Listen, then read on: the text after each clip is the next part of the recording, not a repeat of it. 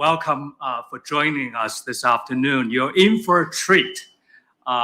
Together, we're going to be tackling one of the most vexing challenges of running a successful company, a startup.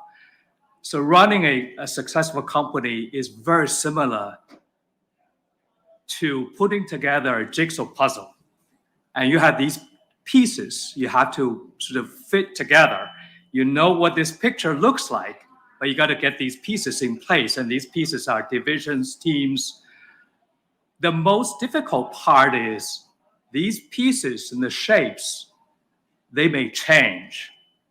And the whole picture may change as well. And we may call it pivoting, when that happens. Luckily, we have a few grandmasters here with us, so we can hopefully learn a few lessons from them and how to put these pieces together. So again, my name is Tony Zan. I'm founder and organizer of a founders community. We have over 300 founders from the Boston area. So what we're going to do today is that we'll first do a panel introduction, and that will be followed by a dialogue. At some point, I will invite you to join us as well in that dialogue to figure things out. So let's start with our panelists and speakers. And there's a common thread, as I can see after reviewing their background, and they all have cross-disciplinary or even industry experiences. So why don't we start perhaps with Karen? Karen is CPO at Synergy, and Karen raised 3 kids while she worked at a C-level for 2 companies. So I will let Karen to tell us more about yourself. Good afternoon, and thank you for having me. My name is Karen Casey. I'm currently the Chief People Officer at Synergy Biopharma Group, which is a founder-led organization that we partner with therapeutic organizations, small and medium, in helping bring their therapeutics to market. So I work with an incredibly intelligent workforce. Oh, you can't hear me? How about now? Oh, there we go. So I'm relatively new to my current organization. I joined actually 9 months ago today, 2 weeks before the acquisition of our second founder-led organization. Prior to that, I worked for another founder-led organization, more on the consumer products side of the business, where I was the chief people officer for a pet food manufacturing organization based out of Connecticut. But as I was sharing with my co-panelists, I did not grow up in the founder-led space. I cut my teeth, if you will, on major CPG organizations, Gillette, Procter & Gamble, where I kind of learned what great looked like and then made the pivot into small, purely by happenstance. And what I say is I'll never go back to big. There's something super exciting about the build. There's about having your footprints on something, as well as the lack of bureaucracy that exists in the small startup world. So I thoroughly enjoy what I do. I'm primarily responsible for building culture and making our organization an employer of choice, and make sure that we have a workforce for the future. Thank you. Thank you, Karen. Next up, Robert Foney. Robert is also a member of SPUR, which is the community founders that I just mentioned. Thank you, Robert. So I noticed you actually did some of the stuff that Karen is an expert in. Early on in your career, you were a recruiter, and also you collect Marvel comics, and you have thousands of these copies in your home. And so tell us about your background. Hi, everyone. Is this on? Can you hear me? Great.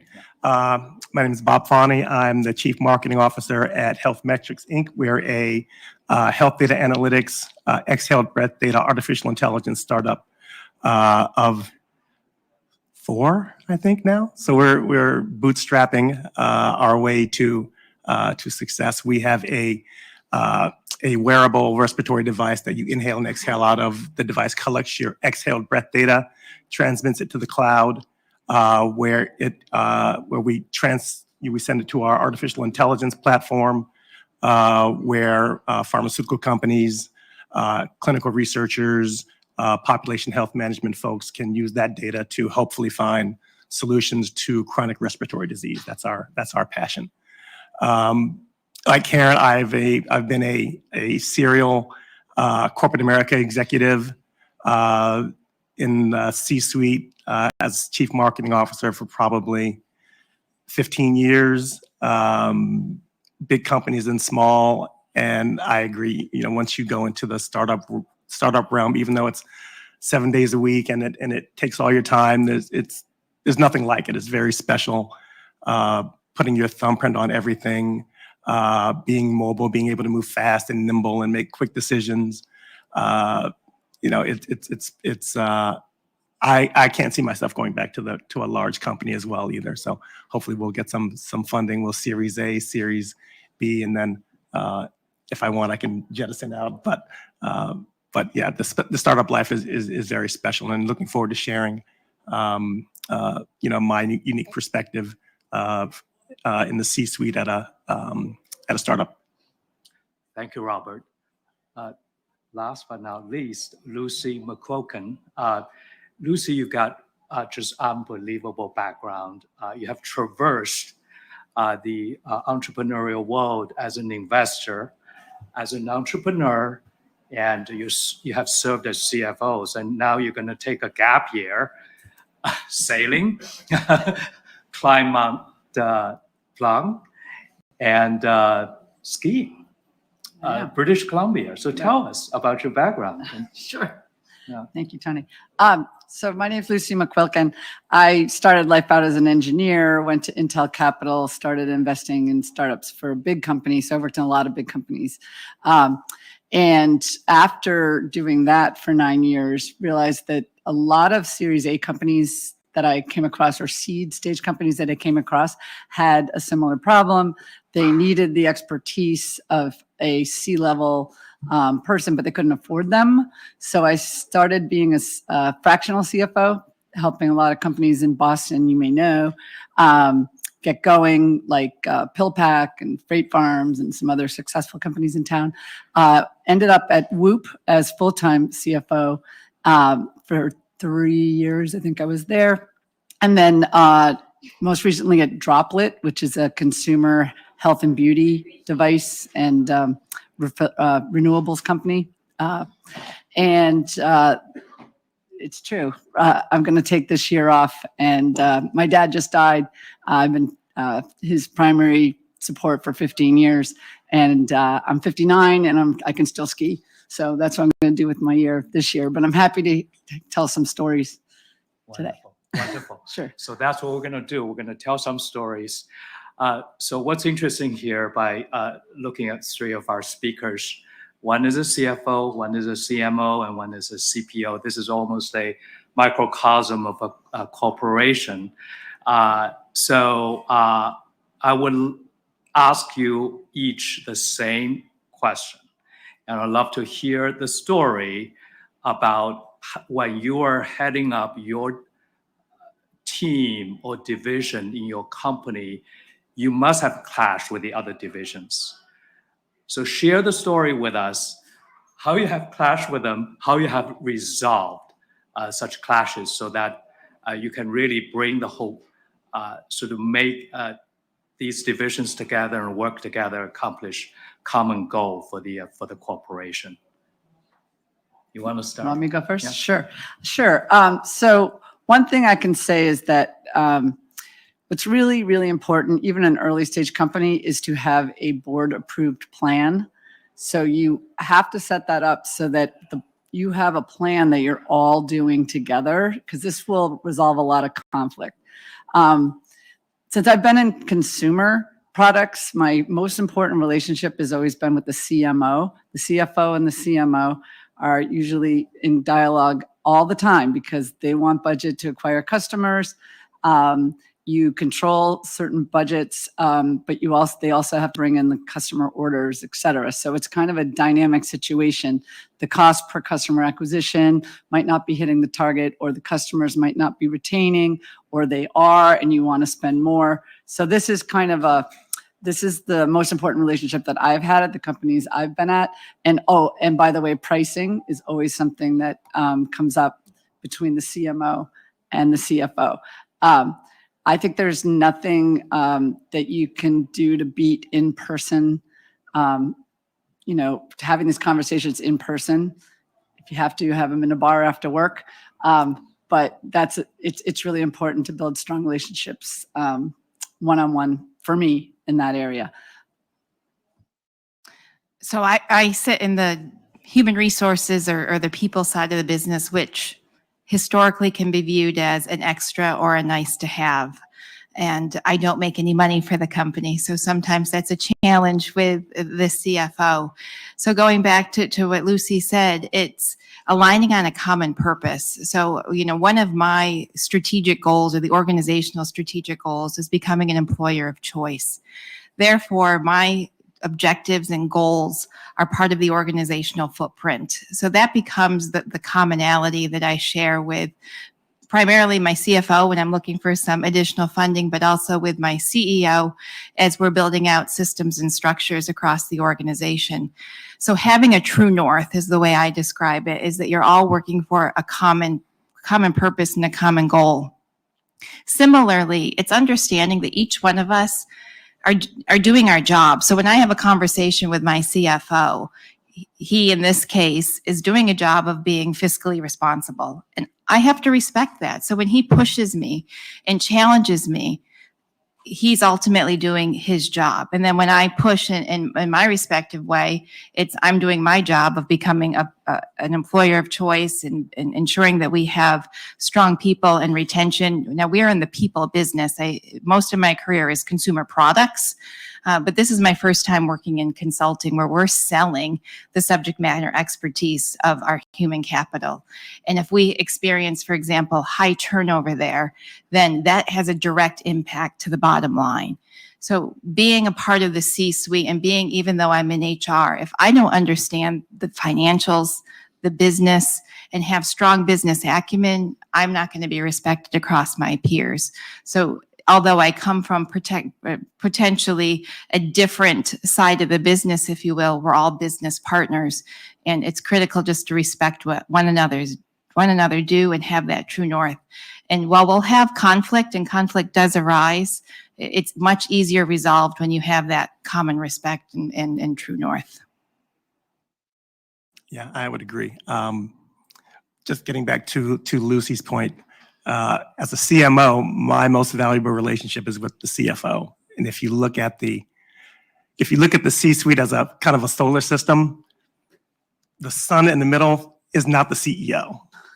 The sun is the CFO. Everyone else orbits around the CFO. Even the CEO does. That's true. And the companies that I've worked at, the CFO is kind of the lifeblood of the organization. And so my relationship with my CFO is always extremely valuable, because we need what we need to get things done. In the startup world, where there's only a handful of us in the C-suite, the best way to put it is, for the CEO to kind of stay in their lane.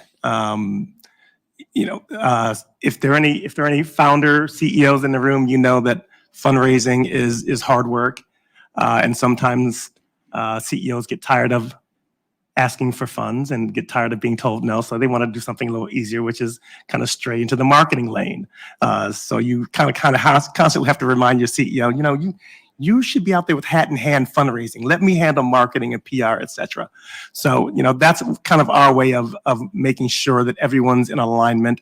The CEO, his job or her job is to, in the startup world anyway, is to fundraise and make sure that everyone knows the vision. Their job is to constantly reinforce the vision, constantly reinforce the mission of the company. And that's especially important when you when you pivot. So the startup that I've been at, we've pivoted probably 3 times. So people can get left behind when you change the vision, you change the mission, and you change the strategic direction of the company. The CEO knows all this. This is all in his or her head, but you have to make sure that you're relaying that to your C-suite and your staff on a regular basis to make sure that everyone's rowing in the same direction. So Robert, you mentioned something that's super interesting. Basically, describe the corporate collaboration more orbiting around the CFO, because CFO has the pen, has the budget, and all these divisions sort of have to fall in line. So the question then becomes to all 3 of you, that budget, that's essentially resource allocation. What if revenue falls short and your profitability becomes squeezed? Then all the division heads would sort of have to come together and sort of say, we got to reach that profitability goal. So who is going to take a cut? How do you resolve something like that? Anyone? Well, first I'd like to say that Bob's totally right. The CEOs sometimes want to do the marketing job or the product job. They never want to do the finance job, though. So we're all safe. But the issue of taking cuts it's a tough one. But I really think you've got to, well, it's about pivoting or changing the plan too. So first you have to figure out, well, what are the new goals? As Karen said, what are the new goals? What's the new true north? And then how are we going to get there? And you have to do that probably in an offsite. You all have to be together, have meals together, really think about what the company is going to look like after we make these changes. It's really tough. I mean, we were 100% Silicon Valley Bank backed and had all our money there. Wow. We had a big problem last March, as everyone remembers. We didn't even know if we'd have any of our money. And that was an incredible time when we all had to come together and figure out, well, what are we going to do? We can't make payroll, right? And we can't legally let people work when we know we can't make payroll, so what are we going to do? All the work you put into your relationships before that, when you get to that crisis, is how it's going to come out. If you spent the time being, knowing each other well, working together, working out problems prior to that, you're going to be able to come together and make some really hard decisions.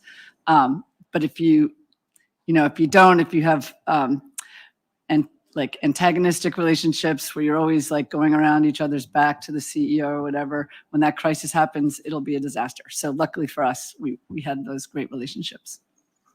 I'm so glad the CFO said relationships before I said it. That is the crux of how you get through that piece. And as long as you had those established relationships and that trust was established prior to going into crisis, you understand that even though the person to the right or left of you might not survive the cuts, it's not personal. It ultimately becomes part of the new vision of the organization.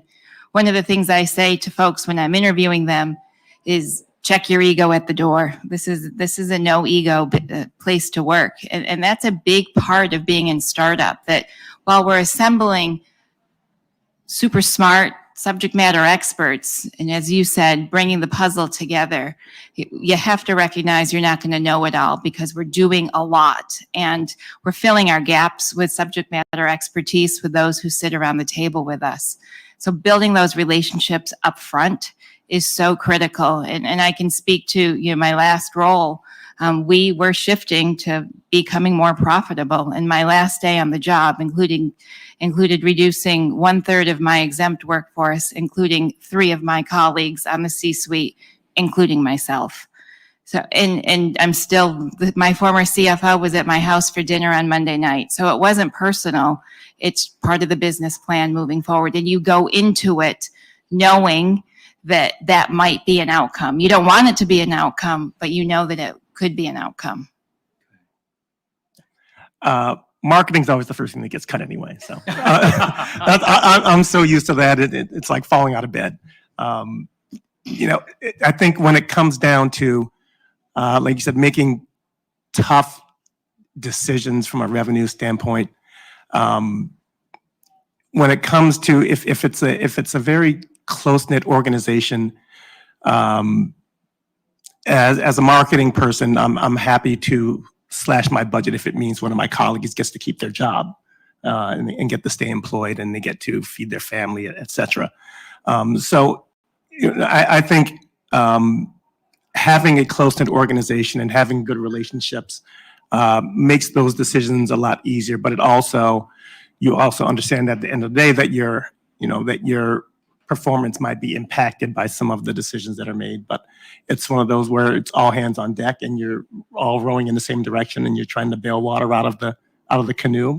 And that one day, hopefully, you'll be able to get back to an even keel. But it's one of those decisions where you do what you have to do. Can I just say one thing?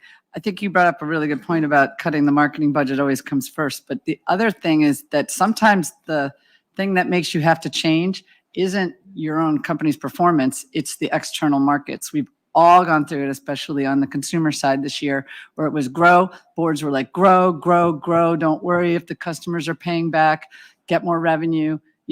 To like overnight, it was like, get profitable. Whatever you have to do, get profitable, right? I can relate. Yeah. So we all just went through that.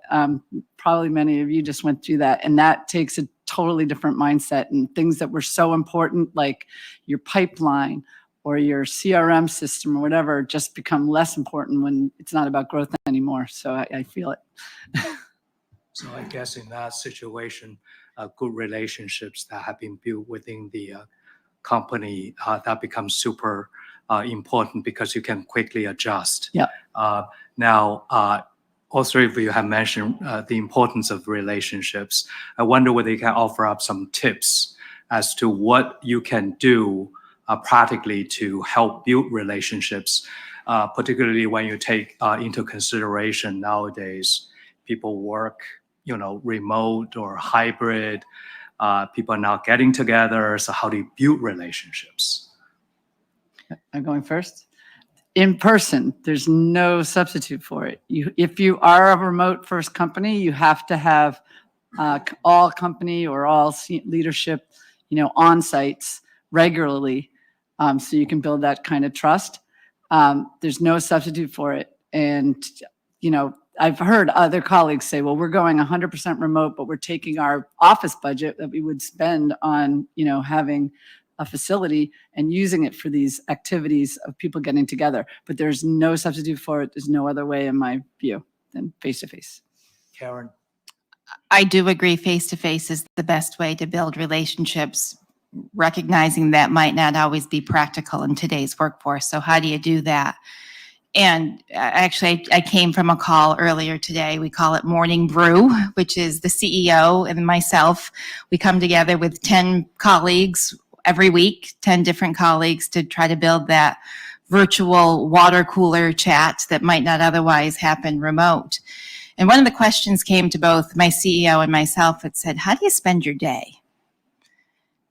And I started writing things down, and I do my day job after 5, and between the hours of 8 and 5, I talk to people and I build relationships. And, one of my biggest partners is my CFO.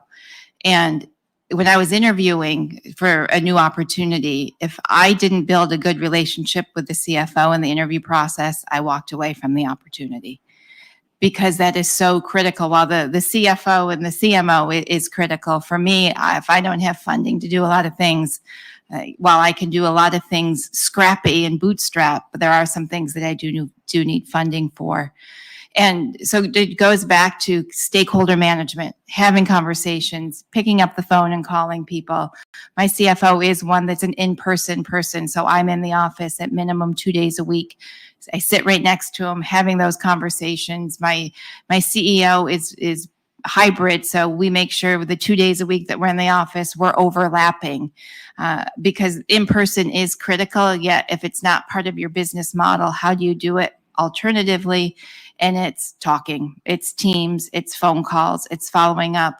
Don't get caught up in keyboard courage, as I like to call it, and sending texts and emails that where you lose tone and there's a ton of misinterpretation. And then you're trying to unravel something that wasn't interpreted the right way. And now you're spending all of your time trying to fix something that wasn't intended to be that way. Yeah, I agree. In person is the best way to go. So I'm the CMO and I'm in Boston. Our CEO is in Montreal. Our CFO is in DC. So we do a lot of Zoom, Slack. I hate Slack.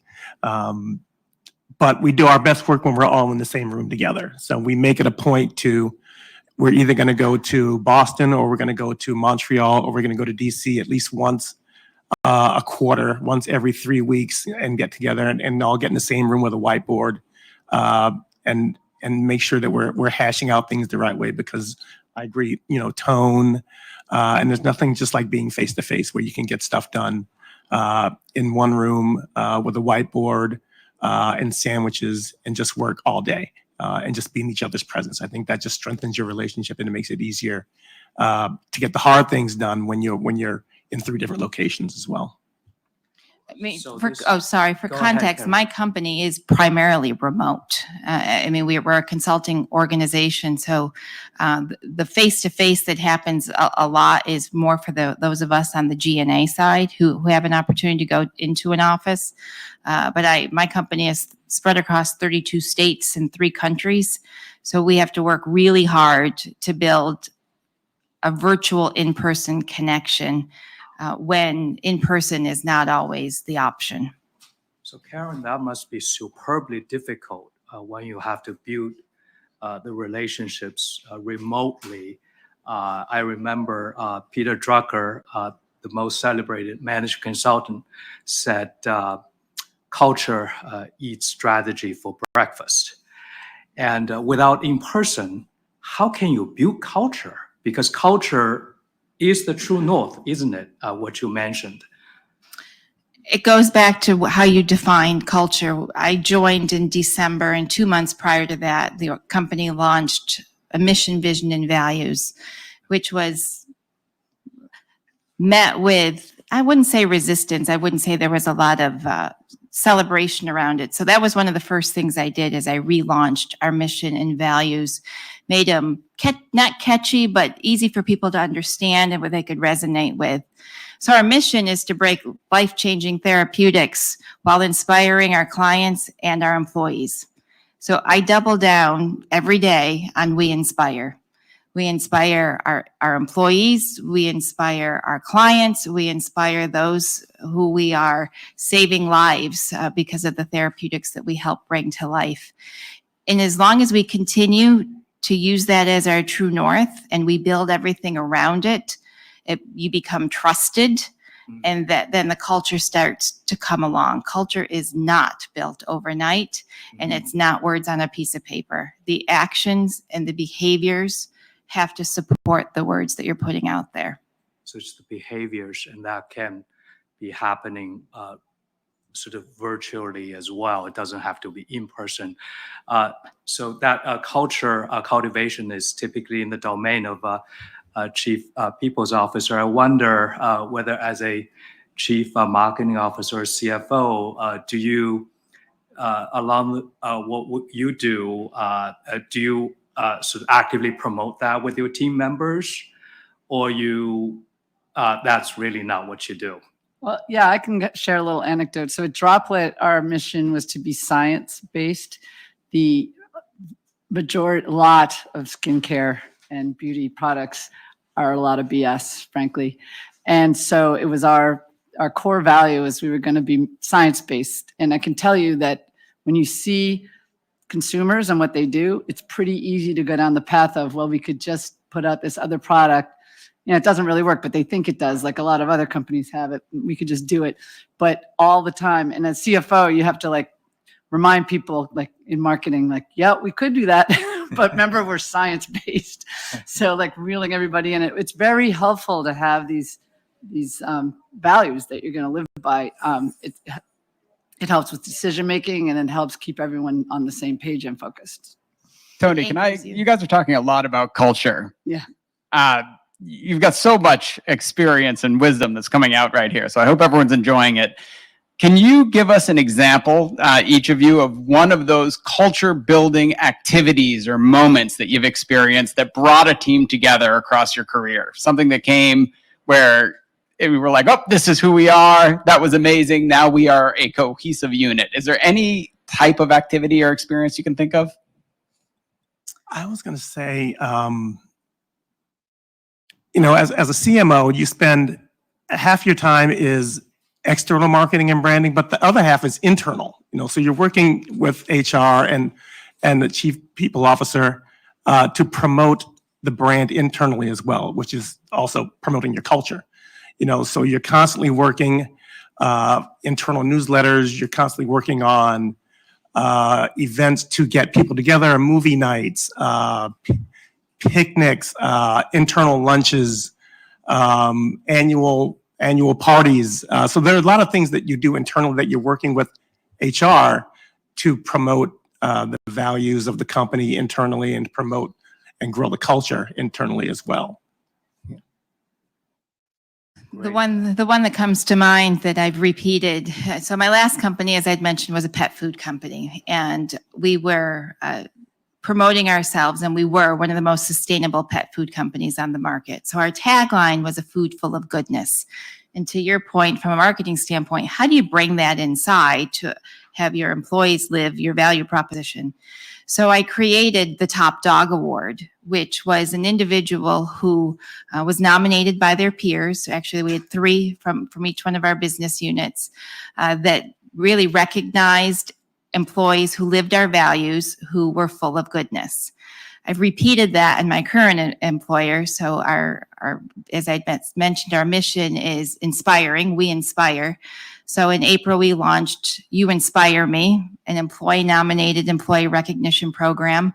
We actually, our first award was in July, and it was an overwhelming success. The amount of people who came forward and said, thank you.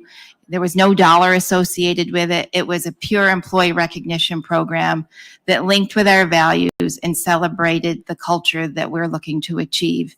And I would say across both companies, cheap, inexpensive, and highly valuable.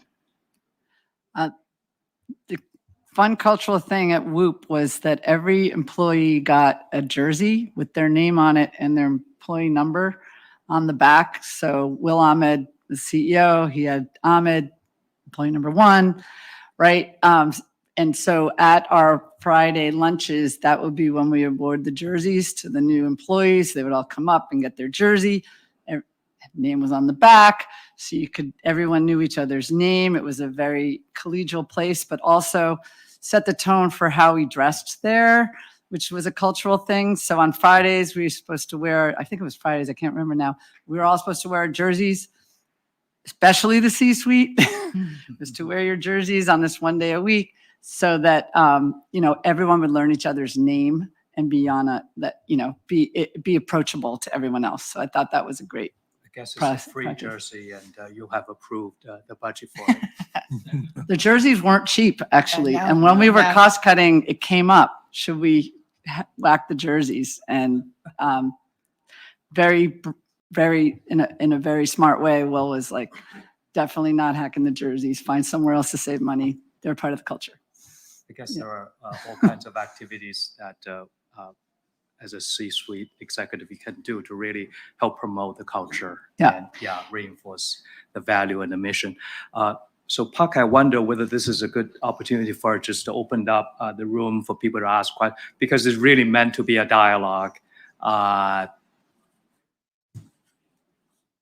Absolutely. Just present yourself and go ahead. Sure. Hi, my name is Brian Sudoff. Have you had maybe share a story where there's been an unfortunate mistake and somebody's part of the C-suite who's not like sharing the common goal, and how you managed correcting that situation, whether that was bringing them along to the common goal or just replacing the person?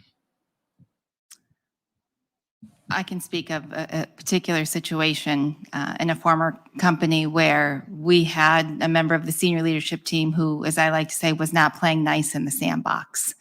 And when you talk about the intimacy of a C-suite team or a senior leadership team, you have to have each other's back.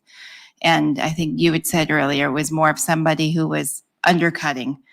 And it becomes a hard conversation in many cases between me and the CEO to say, how are we going to handle this?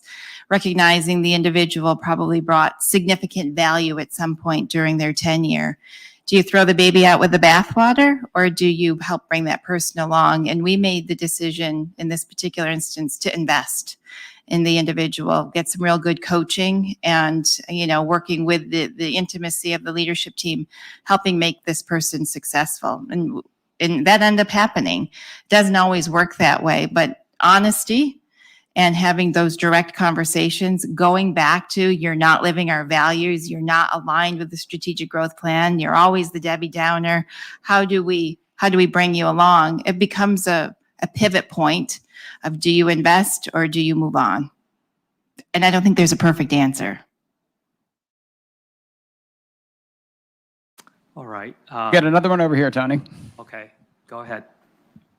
Hi, Anthony Franklin. I'm raising a search fund to buy a B2B SaaS business, and I've been a kind of a VP of sales, CRO, and worked on a number of executive teams.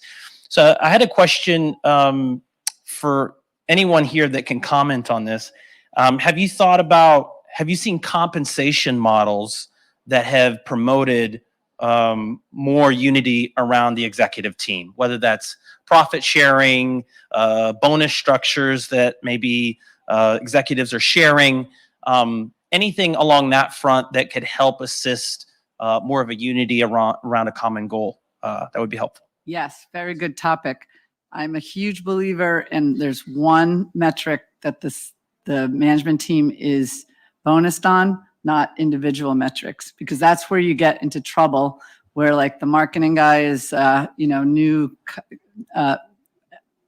ARR or whatever, and then the finance people is like staying in budget or whatever. It just gets all fallen apart. So I work very hard with the board every year to come up with what is it going to be the metric that we're trying to get to this year, and is it revenue growth, or is it EBITDA, or what is it we're trying to get to? Then we set up a goal where we say, like, okay, if we get 100% of there, we get 100% of the budget, and we get the guardrails. Of course, by the way, any startup, you have to have it at the option of the board, because if there's no money, you can't pay the bonus. So just don't sign up for bonuses you can't get out of. But I really believe in, you do this, and then everybody, we agree, then we go to the board, we get it refined, and then everybody knows what we're getting comped on. Really important that it's all the same to me. That's historically how it's worked in my organizations. We have a common financial metric that's decided upon at the board level and agreed upon. And then we might have individual goals that support that. But bonuses, for example, aren't paid if that metric isn't hit. And that is made pretty clear right up front. As a bootstrap startup, equity is the best way for folks to kind of get their mojo on. So sharing founders' equity gets people excited. So the follow-on question to that, the corporate goals are measurable financial metrics. How about non-quantitative corporate culture-oriented mission, vision, value? How do you measure that? So at my former company, we did have an objective. It was coming out of COVID, and we were noticing that there was not only the COVID fatigue, but there was a struggle of how we're connecting, because we, like many companies, went fully remote. So we did put into everyone's objectives a collaboration objective, where they were required to work with their leader to identify 2 individuals that they struggled in their relationships with, and that they would put together a development plan over the course of, they would pick one for the first 6 months and one for the second 6 months of how they were going to build a relationship and build the bridge with that individual that they had to work with. So there was a quantitative piece to it that you had to pick 2 people over the course of a year, but the qualitative measure was, were they getting along and were they working together, towards a common goal? We used EMPS to measure employee net promoter score, to measure employee sentiment. But I think those things that you mentioned, Tony, are like the CEO's job. That's the whole job, is to, have, all those unmeasurable values and et cetera going in the right direction.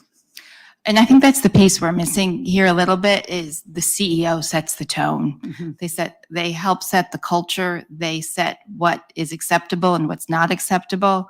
Their behaviors, their actions, their words all matter. Leadership matters. It Yes. is 100% critical, even to how their direct reports, those of us that sit on the C-suite, if they talk about others, if they create chaos, if they create negativity and toxicity across the peers, that is only going to permeate across the organization. Absolutely. Yeah, It all getting back starts to from the top. Brian's question, we had a C-suite member who did not play well in the sandbox. The unfortunate thing was he was the brother-in-law of the CEO. So, there was really not much that could be done. He didn't want to ruin Thanksgiving. And so this individual was allowed to stay on as the chief operating officer. And it was very apparent, and it just made the C-suite entirely toxic. So as you said, the CEO, the buck stops there.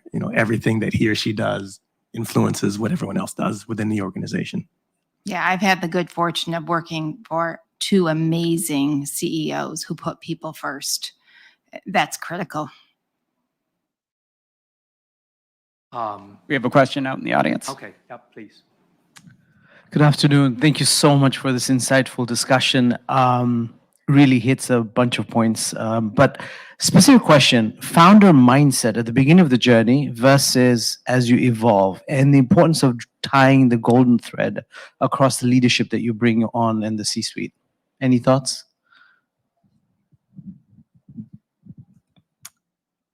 So I'm in a founder-led organization.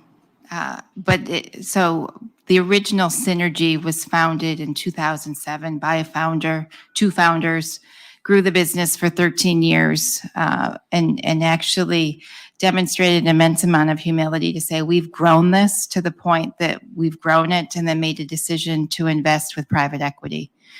So we have a financial investor, and since then we've acquired 2 other founder-led organizations.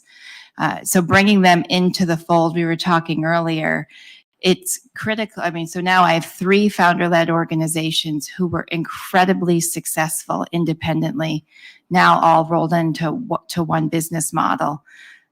So it's a balance between respecting everything that they did to build to get to that point, and then harmonizing 3 unique organizations into one common set of systems.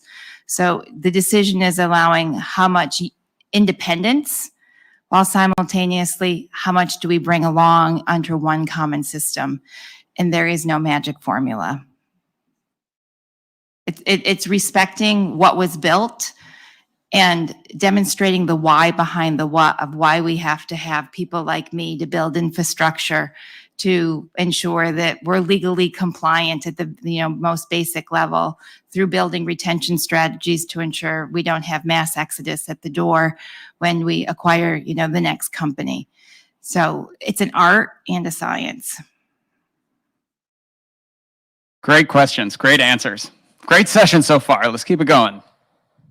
Hi, folks. Thanks for coming in. Drew Kerrigan. I wanted to ask you, going back to the topic of culture and sort of diving in a little to morale, could you talk a little bit about down rounds or downturns in economic where you've had to do layoffs more than once in the company and you start to see that morale dip, and what sort of strategies you have around keeping the culture afloat? That culture eats strategy for breakfast. So how do we keep the culture going without tanking that? I love all this conversation on culture. Well, they tell you cut once and cut deep. And if you can do that, really do it, because the multiple rounds are a killer. Death Like, by 1,000 cuts. yeah, it is a morale killer. There is no way around it. And so unfortunately, that's a really tough position to be in if you have to do it more than once. If you can do it just once, you got to rally everyone in, give more equity, because that's what you have for currency. Give up your founder equity if you have to keep everybody engaged. And then talk about whether it's serving their career goals to stay or not. Like when you pick who stays, don't, like I have this thing, there's missionaries and mercenaries, right? The mercenaries are leaving you anyway. So just because they're good at their job, don't keep the missionaries, because they'll stay and do the other guy's job or the other woman's job. That has to get done anyway, because there's still the same amount of work to do. So a few tidbits. I also think it's transparency in education. Unfortunately, in my former role, we had 2 different rounds of reduction in forces, and you do it professionally. I always say is you treat people the same way on the way in as you do on the way out, with respect and dignity and empathy. So you do it, if you can, with a term settlement agreement, with some severance, high touch. I unfortunately had to do reduction in forces virtually, but we made sure we were on screen. And then at the end, we sent a communication and we did an all hands meeting or a town hall meeting, and we explained the why behind the what. So while it's not easy, transparency and communication is critical. I actually had, probably telling tales out of school, in a former life, after doing a reduction, the leader in charge at that point called me and said, "How'd it go?" And I said, "How'd it go? I just laid off a huge amount of people." He goes, "You had a communication plan like the president was coming to town." And I said, "That's my job. Thank you. I'm no longer with that company." We're still raising our first round, so I'll let you know. Hi, I'm Chet Nielsen. I came up through government first with the House of Representatives, and then eventually was recruited into the CIA, and I worked for the National Clandestine Service for 10 years overseas. Yeah, hey, Puck. So in my government role, we have always found the chief of staff to be the glue that kept C-suite together, our principals together, as well as the lubrication that made sure that all the verticals worked. As a consultant helping people now with like leadership and dynamic team making, it seems like a lot of startups need a chief of staff, but don't know what they are, how to use them. And this goes specifically for you, because I know Whoop has 2. They have a chief and a deputy. I guess my question is, at what stage do you guys see a chief of staff as an important member of the C-suite? And how would they best be utilized to make sure that there's cohesion and communication among the different verticals of your company? I would say like founder CEOs fall into 2 buckets: external focused and internal focused. So if they're already an internal focused CEO, they really maybe don't need a chief of staff. But if they're an external focused CEO, where they're out with customers all the time and, building the brand and speaking on panels, et cetera, yeah, it could be very helpful to have a chief of staff to sort of run the keep the store. It could also be a COO. I mean, title, that's what they used to call them before it got trendy to have chief of staff. But what do you think? I haven't had the fortune of working in a company that had a chief of staff. I would say to a certain degree in my 2 C-suite roles, not that I play that role, but I play a part of that role because I run internal communications. I make sure there's a common thread that is tied from the mission, vision, and values, the corporate strategy that then is cascaded through the organization. So there's a red thread or connection points that exist. But I don't see a chief of staff in our future, but I don't want to speak on behalf of my boss either. No, I would agree. I think I would always, I've never had a chief of staff, but I would put that into the HR bucket, I think, is the chief people officer. And if I can be flip, I think the best chief of staffs I've ever seen were the CEO's executive assistant. They keep everybody in line. Chet, did you want to give a 30-second pitch on that, or? Let's see, 30 seconds, your best summary. One of the things that's the best part about the chief of staff, I think, is that being a proxy for the CEO or anyone, a C-suite, you are raised above an EA position and you have the largesse of the office that you represent. On top of that, I also think that a chief of staff is outside of the reporting structure. A lot of times I see a lot of CTOs, CMOs, CFOs that are concerned about who's getting time with the CEO and why that's happening, who stays behind meetings and why. Whereas a chief of staff works on behalf of everybody and then disseminates and articulates the CEO's vision to everybody while not stepping on toes because you are not technically C-suite, you're chief of staff. Great. Everyone's convinced? I like that. Yeah. Very good. Very We've good. got another question over here. Another question? Hi, good afternoon, guys. My name is Katie McDonough. I'm a private contractor for staffing in the healthcare industry across the state of Massachusetts. I have a question. Presidentially, how is, and now in the state of Massachusetts for a while, it's been operating that basically in the healthcare sector, for instance, we're supposed to be supplying these people and giving them, especially in the United States of America, healthcare that everyone in every square inch of this country deserves. We're all supposed to, at the very base, at least have the most contemporary medical grade supplies in this entire country. Now, in Boston Medical, what we've been doing for decades now is typically trickle-down economics with the rest of the state of Massachusetts.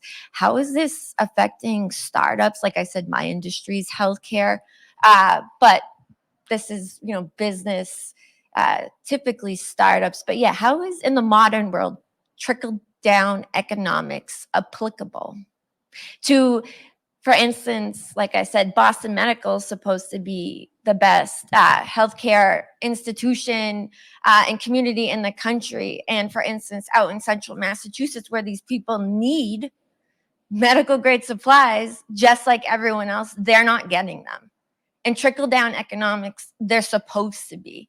But, recently with our current leadership, we're having trouble with our own infrastructure here in the state of Massachusetts. So how is this going in the rest of the country? I can take a little bit. So at Droplet, we decided we were going to have excellent healthcare, really good plans with low deductibles, and we were going to pay at the 50 percentile. And that was hard because people were getting job offers that were way, way higher than we were paying them. But if you pointed out that the healthcare benefits they were getting were way, way better, it helped a lot to retain people.